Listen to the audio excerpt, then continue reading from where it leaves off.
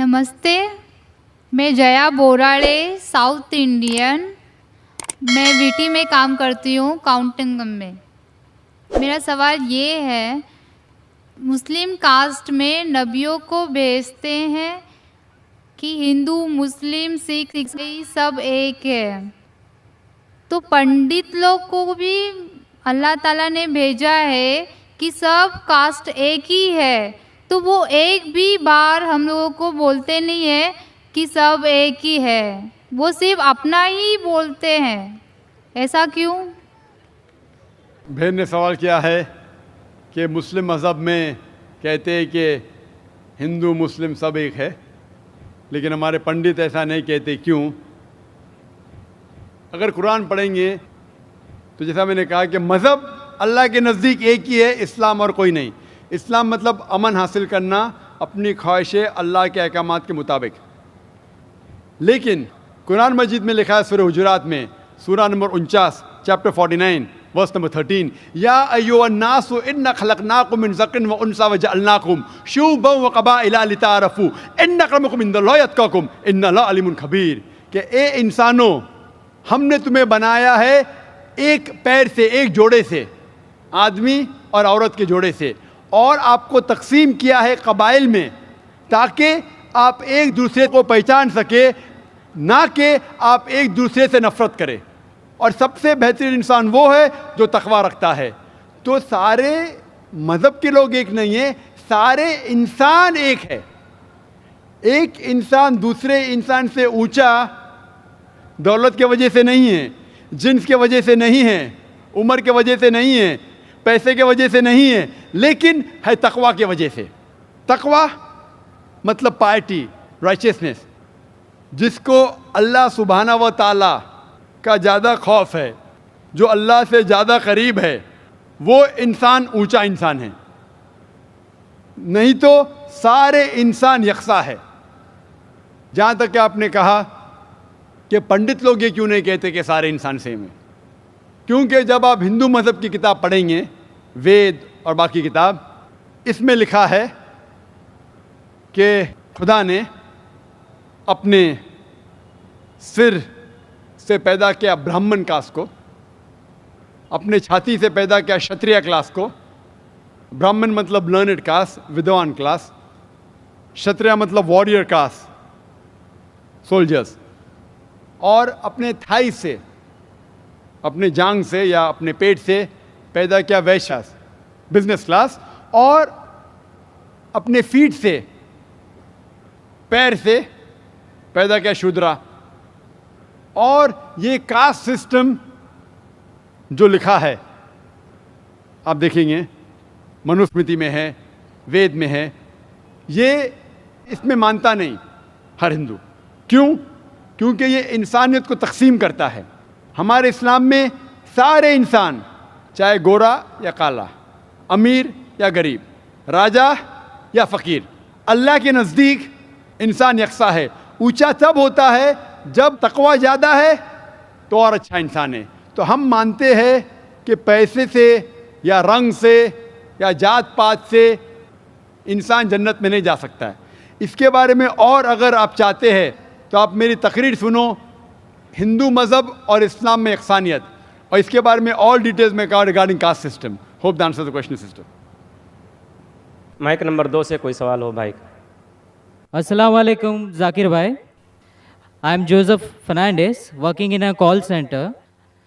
मेरा सवाल आपसे ये है कि मुझे कई दोस्त मिले जिनमें से कुछ सिया है और कुछ सुन्नी। जैसे आपने कुछ देर पहले बताया कि जो इंसान मानता है कि अल्लाह एक है और मोहम्मद अलैहिस्सलाम आखिरी पैगंबर हैं, तो मैं मानता हूँ इस बात को। तो अगर मैं ये कहूँ कि मैं मुसलमान हूँ तो ये झूठ नहीं है।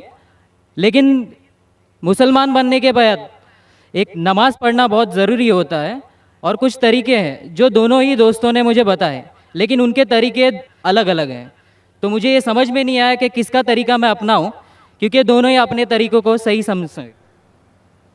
भाई साहब ने सवाल किया कि अगर अल्लाह एक है, उसमें मानना है, और मोहम्मद सल्लल्लाहु अलैहि वसल्लम पैगम्बर है, तो मैं मानता हूँ, तो उस तरीके से मुसलमान हूँ मैं। लेकिन मेरे दो दोस्त, एक शिया एक सुन्नी, और मुसलमान बनने के लिए नमाज पढ़ना ज़रूरी है, तो किस तरीके से नमाज पढ़ूं? भाई साहब, आप कहते हैं कि अल्लाह एक है, आप मानते हैं कि अल्लाह के पैगम्बर मोहम्मद सल्लल्लाहु अलैहि वसल्लम आखिरी पैगम्बर है, तो आपने कहा कि किस तरीके से नमाज पढ़ूं? ये शिया सुन्नी जो आपने पूछा, आप जब कुरान पढ़ेंगे, कुरान में ना शिया है ना सुन्नी है, कुरान में ना शिया है ना सुन्नी है। कुरान शरीफ में कहा गया है सूरह इमरान में सूरह नंबर 3 आयत नंबर 103 में, वा तसीमु बिहब्लिल्लाहि जमिया वला तफरकू, कि आप आपस में इकट्ठा होकर अल्लाह की रस्सी को मजबूती से पकड़ो। अल्लाह की रस्सी है कुरान और सही हदीस। तो आप देखिए कुरान में क्या लिखा है और अल्लाह के रसूल के सही हदीस में क्या लिखा है। तो जो भी आपसे कुछ कहता है, अगर कुरान और सही हदीस के मुताबिक है, आप उसकी बात मानो। जो जाकिर कहता है वो भी कुछ अहम नहीं इस्लाम में, जाकिर इस्लाम में ज़ीरो है। जो जाकिर कहता है वो बात मानना ज़रूरी नहीं, लेकिन जब मैं कुरान का हवाला दिया तो आपको कुरान की बात मानना फ़र्ज़ है। जब मैं सही हदीस का हवाला दिया तो आपको सही हदीस की बात मानना ज़रूरी है। तो इसीलिए कोई भी शख्स कुछ कहता है, अगर इख्तिलाफ है उसमें, तो फिर से रुजू हो जाओ कुरान और हदीस के पास, क्योंकि कुरान में लिखा है सूरह निसा में सूरह नंबर 4 आयत नंबर 59 में वर्स नंबर 59 में, अतिउल्लाह वाति रसूल, अल्लाह की इताअत करो, अल्लाह की बात मानो और अल्लाह के रसूल की बात मानो। और वो लोग those have been charged with authority, जो उलुल अम्र है, वो लोग जो आपके अमीर है। लेकिन अगर इनमें इख्तिलाफ है, फिर से रुजू हो कुरान और हदीस के पास, अल्लाह और अल्लाह के रसूल के पास। तो अगर दो शख्स, दो आलिम, कोई भी अगर इख्तिलाफ है, आप फिर से मुड़ो अल्लाह और अल्लाह के रसूल के पास, कुरान और सही हदीस के पास। फिर देखो कि कौन सा दोस्त, कौन सा मुस्लिम, कौन सा आलिम, कौन सा मौलाना कुरान और सही हदीस के मुताबिक कह रहा है। आप समझे? तो इससे पता चलेगा कि क्या सही है। आप बोलते हैं कि नमाज पढ़ने के तरीके में इख्तिलाफ है, शुरू में कम से कम जो यकसा है वो तो शुरू करो। इख्तिलाफ बहुत थोड़ा है, नमाज के तरीके में इख्तिलाफ बहुत थोड़ा है, जो यकसा है वो तो शुरू करो। अगर आप मुसलमान बनना चाहते हैं तो इतना वक्त क्यों ले रहे? खाली नाम के मुसलमान होना ज़रूरी नहीं है, वो कोई फ़ायदा नहीं। अमली तौर पे मानो कि अल्लाह एक है, उसकी इबादत करो और आखिरी रसूल मोहम्मद सल्लल्लाहु अलैहि वसल्लम पे ईमान लाओ। और उसके बाद फिर तहकीक करो, आपके दो दोस्त लोग जो बोल रहे कुरान से कौन मैच करता है, सही हदीस से कौन मैच करता है, क्योंकि अल्लाह के रसूल फरमाते सही बुखारी की हदीस से, उस तरीके से नमाज पढ़ो जिस तरीके से आपने मुझे देखा। तो जो सही हदीस से साबित है, कुरान और सही हदीस से, उस तरीके से नमाज पढ़ो। लेकिन अगर 19-20 फ़र्क है, कम से कम जो यकसा है वो तो शुरू करो। इख्तिलाफी बातों पे तहकीक करो, इंशाअल्लाह पता लग जाएगा आपको क्या सही है। तो इंशाअल्लाह अभी आप सिर्फ नाम के मुसलमान मत न हो, अमली तौर के ऊपर मानो कि अल्लाह एक है और अल्लाह के रसूल मोहम्मद सल्लल्लाहु अलैहि वसल्लम आखिरी पैगंबर है। Hope that answers the question. Thank you sir. Mic number 1 से सवाल कर सकते हैं, कीजिए। जाकिर भाई, मेरा नाम शिवा था। कुछ साल पहले मैं इतना तो नॉलेज रखता था कि मतलब एक शांति नहीं मिलता था एक भगवान को मानने में, पूजा करने में। हमारी तमिलनाडु में, मैं एक मद्रासी हूँ, हमारे तमिलनाडु में बोलते बालाजी अमीर भगवान है और कार्तिक गरीब भगवान है। तो इससे मैं सहमत नहीं था। मैं बोलता था जब हम इंसानों में हो सकता है, भगवानों में नहीं हो सकता है। फिर भी मेरा दिल नहीं माना। जब मैं भागा भागा फिरता था, फिर अचानक मेरे को ना क्रिश्चियन दोस्त लोग मिले। फिर उन लोगों के साथ मैं प्रेयर करने के लिए जाता था। फिर प्रेयर में जाता था, प्रेयर करता था, बहुत आनंद लगा, अच्छा लगा। फिर बाइबल मैं खुद पढ़ने लगा। उसमें भी बहुत जगह में बयान नहीं होता कि भाई दिल नहीं मानता है। ईसा अलैहिस्सलाम बोलते मानते हैं नहीं कि वो खुदा है। फिर मैं साथ ही हमारे मोहल्ले में मुसलमान दोस्त लोग भी है। फिर उन लोग एक आयत पढ़ के मेरे को तर्जुमा बताया, कुल वल्लाहु अहद अल्लाहु समद लम यलिद वलम यूलद वलम यकुन लहू कुफुवन अहद। तो इसमें मैं बहुत सहमत हुआ, क्योंकि ना शरीर है, ना माँ बाप है, ना रूप है। बहुत अच्छा लगा मेरे को, ठंडा लगा। ये हुआ 2003 के पहले। फिर मैं 2004 में डायरेक्ट फ़ौरन कलमा पढ़ा के इस्लाम कबूल किया, मुसलमान हुआ। अब ये है, मैं मुसलमान होने के बाद मेरे को इतना नॉलेज नहीं था, जानकारी नहीं था। मेरा सवाल यही है, इतना नॉलेज नहीं था, फिर भी मैं ड्रिंक करता था। फिर बहुत लोग मुझे समझाए ये गलत है, आपने तू आया नहीं मज़हब में, ऐसा नहीं चलेगा। फिर मैंने आखिर अल्लाह करम से छोड़ भी दिया।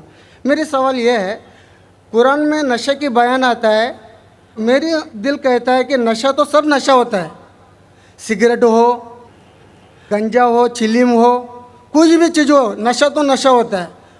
मेरे मोहल्ले में जो मुझे मना करते वही हाफिज मौलाना लोग दम मारते। ये नशा है क्या नहीं है, सही है क्या गलत है?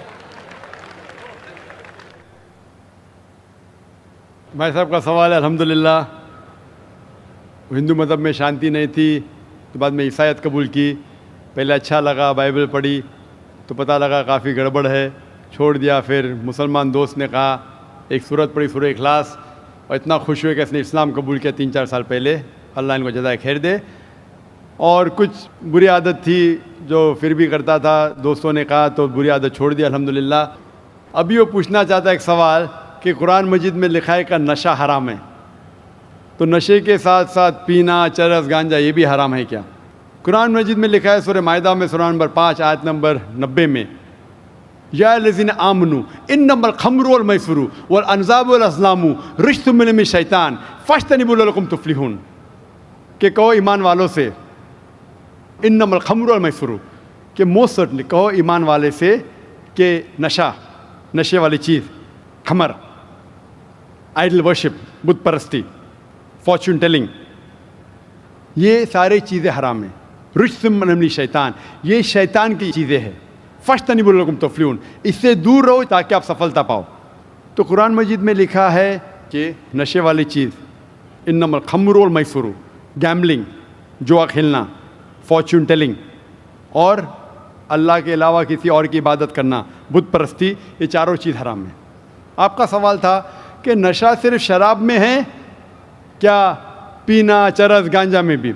जहाँ तक के नशे की चीज़ है, कोई भी नशे की चीज़, चाहे विस्की हो या बियर हो, चाहे रम हो या ब्रांडी हो, या चाहे चरस हो या गांजा हो, चाहे वो पिया गया हो लिक्विड वाइज या फूका गया हो, अगर उससे नशा आता है तो ये हराम है। अल्लाह के रसूल फरमाते हैं मोहम्मद सल्लल्लाहु अलैहि वसल्लम, इब्न माजा में वॉल्यूम नंबर 3 चैप्टर नंबर 30, वो फरमाते कि anything intoxicates in large quantity is prohibited in small quantity. अगर कुछ चीज़ आपको नशा देती है बड़ी क्वांटिटी में, वो छोटी क्वांटिटी में भी हराम है। तो चरस, गांजा सब हराम है। आपका सवाल था कि पीना के मुराद चरस पीना हराम, नशा है। सिगरेट पीने का जवाब ज़रा डिफरेंट रहेगा। सिगरेट पीने का जवाब अलग है। जहाँ तक कि चरस, गांजा फूकना या नशा, ब्रांडी, ये आता है खमर के अंदर, हराम में। जहाँ तक सिगरेट पीने का सवाल है, पहले उलमा ये कहते थे कि ये मकरूह है, क्योंकि हदीस है अल्लाह के रसूल की कि जब आप नमाज़ पढ़ने जाते हैं तो जब कांदा प्याज खाते हैं तो सांस में बदबू आती है, इसी तरीके से सिगरेट पीने से बदबू आती है, तो मकरूह है। लेकिन अभी साइंस एडवांस होने के बाद पता लगता है कि सिगरेट पीने से इट इज़ स्लो पॉइजनिंग। और कुरान में कहा गया है सूरह बकरा में सूरह नंबर 2 आयत नंबर 195 में कि don't make your own hands the cause of your own destruction. आप अपने हाथ से अपनी कब्र मत खोदो, मीन डोंट कमिट सुसाइड, अपने हाथ से अपनी कब्र मत खोदो, ये मुहावरा है। Don't make your own hand the cause of A destruction, अपने हाथ से अपनी तबाही खुद मत करो। तो इससे पता चलता है कि सुसाइड, आत्महत्या करना हराम है। आज साइंस बढ़ने के बाद, तरक्की करने के बाद पता चला कि after alcohol the second most damaging to health it is cigarette smoking, it is smoking, tobacco in any form. और WHO के मुताबिक हर साल 40 लाख लोग सिर्फ मरते हैं सिगरेट स्मोकिंग से, तंबाकू से, 40 लाख। और इसकी कई बीमारियां हैं, आप में तकरीर सुन सकते हैं, डाइटरी लॉज ऑफ इस्लाम। इसीलिए 400 से ज़्यादा फतवे हैं मिस्र में, सऊदी अरेबिया में, कई उलमा के, जो कहते हैं कि सिगरेट पीना स्लो पॉइजनिंग, इसीलिए हराम है। तो नए फतवे सिगरेट पीना भी हराम है और नशे की हालत के अंदर ब्रांडी वाइन एवरीथिंग चरस गांजा तो बेशक हराम है। Hope that answers the question. ख़वातीन में अगर कोई गैर मुस्लिम खातून हो तो सवाल कर सकती हैं। My name is Gayatri and I am a student. मेरा सवाल ये है कि मेरी सहेली ने कहा था मुझे जो कुरान में दिया है वो सब सही है और मैं ये मानती हूँ और सारे मज़हब को मानती हूँ मैं, लेकिन मेरा सवाल ये है, मेरी सहेली ने कहा था जो हम लोग हिंदू में भगवान को पूजा करते हैं, जो हम लोग मूर्ति को पूजा करते हैं जो पत्थर का बना हुआ रहता है, लेकिन मेरी सहेली कहती है वो पत्थर है जो तुम्हें कुछ नहीं देगा, भले तुम कितना भी मांगो वो तुम्हें कुछ नहीं देगा, इसलिए तुम है ना हमारे जो कुरान शरीफ है तुम पढ़ो उससे और तुम्हें अच्छा लगेगा। और मैंने कहा कि बचपन से हमारे पेरेंट्स ने जो सिखाया, जो उन्होंने सिखाया भगवान है, हर एक मज़हब में हर एक पेरेंट्स अपने बच्चों को सिखाते हैं कि जो भी मज़हब है उनके बारे में जानकारी देते हैं, भले हमारे गुरु भी देते हैं, लेकिन जो बच्चे हैं अपने पेरेंट्स को और अपने गुरु को ही फॉलो करते हैं। मैंने भी ऐसे ही किया, लेकिन मेरी सहेली कहती है कि वो गलत है, तुम अपनी पत्थर को कुछ भी मांगो वो कुछ नहीं देगा, हम अल्लाह को एक मांगेंगे तो वो हमें सब कुछ देते हैं। बहन का सवाल है कि वो हिंदू है, बुत परस्ती करती है, उसकी मुस्लिम सहेली ने कहा कि बुत परस्ती मत करो, गलत है, एक भगवान में मानो, एक खुदा में मानो, लेकिन ये बहन कह रही है कि मैं मेरी वालदा की बात मानूँ, वालदेन की बात मानूँ या गुरु की बात मानूँ, क्या सहेली की बात मानूँ? बहन, सबसे बड़ा गुरु है ईश्वर, सबसे बड़ा गुरु है अल्लाह। आप ना सहेली की बात मानो ना वालदेन की बात मानो, ईश्वर की बात मानो। ईश्वर क्या कहता है, भगवान क्या कहता है, और इसके लिए जो कुरान क्या कहता है, अगर उस चीज़ को आपको नहीं मानना है तो इंशाअल्लाह अगले शनिचर आओ, मेरी तकरीर है खुदा का तसव्वुर मुख्तलिफ मज़ाहिब में, और ये तकरीर में मैं साबित करूँगा आपके किताब से, हिंदू मजहबी किताब से, कि हिंदू मजहबी किताब में भी लिखा है कि खुदा एक है, उस खुदा की कोई प्रतिमा नहीं है और बुत परस्ती हराम है। इंशाअल्लाह आप अगले शनिचर आइए 22 तारीख को, इंशाअल्लाह तकरीर के बाद आप फिर से सवाल नहीं दोहराएंगी।